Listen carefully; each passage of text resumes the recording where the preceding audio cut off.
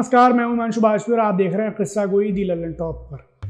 सियासत को लहू पीने की लत है, वगरना मुल्क में सब खैरियत है। इन दिनों आपने देखा होगा कि सियासत के चलते दोस्त से दूर हो जा रहा है। हम बड़ी बदतमीजी से बात कर रहे हैं। तमाम तरह के मजहबी उन्माद, मजहबी जुनून वो सियासत के चलते हमारे माशरे में आ रहे हैं। तो इस बीच मुझे याद आई राजा टिकैत राय की और मेरा जी हुआ कि मैं आपको अवध की इस शख्सियत का किस्सा सुनाऊं। तो राजा टिकैत राय बड़े मशहूर आदमी थे अवध में। आसफुद्दौला जो नवाब थे अवध के, जिन्होंने लखनऊ का मशहूर बड़ा इमामबाड़ा बनवाया, उनके ये प्रधानमंत्री थे और अपने हिंदू मुस्लिम एकता के कामों के लिए, अपनी दानशीलता के लिए बड़े मशहूर थे राजा टिकैत राय। तो एक दफ़ा इनके सामने एक अजीबोगरीब मसला दरपेश आया। इनके सामने एक विवाद आया जिसमें दो पक्ष थे और एक पक्ष हिंदू था, एक पक्ष मुसलमान था। अब हिंदू बनाम मुस्लिम का जब मामला हो जाता है तो चीज़ें वैसे ही संवेदनशील हो जाती हैं। मुस्लिम पक्ष इनके सामने वो मामला लेकर आया, कुछ ज़मीन का विवाद था।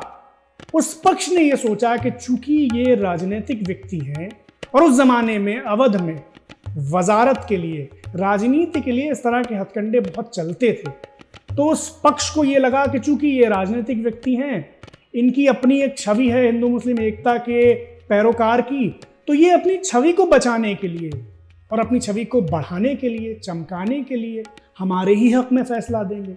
मगर राजा टिकैत राय की मुंसिफी भी उतनी ही, उनका अदल भी उतना ही मशहूर था। तो राजा टिकैत राय जब मौके पर गए, उन्होंने मुआयना किया ज़मीन का, तो फैसला मुस्लिम पक्ष के खिलाफ दिया और साथ में एक जुमला कहा।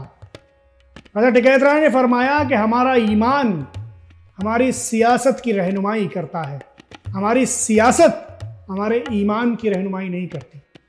इसके बाद मुस्लिम पक्ष जो है वो मसला लेकर नवाब आसफुद्दौला के पास पहुंचा। शायद उसे ये तवक्को रही हो कि चूंकि राजा जो हैं वो डिप्टी हैं और हिंदू हैं और ये नवाब जो है ये मुसलमान हैं, तो ये शायद हमारे हक में ही फैसला दे।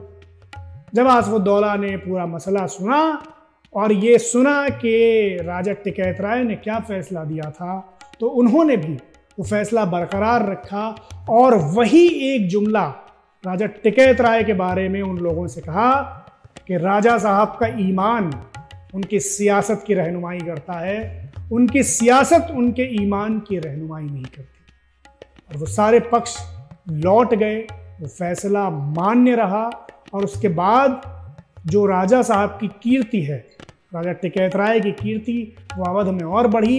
ये वही राजा टिकैत राय हैं जिन्होंने एक तरफ एक विशाल श्रृंखला मंदिरों की अवध के अलग अलग ज़िलों में बनवाई, तो उसके साथ ही मंदिर भी बनवाए, तो मंदिर के साथ इमामबाड़े और मस्जिदें भी बनवाई।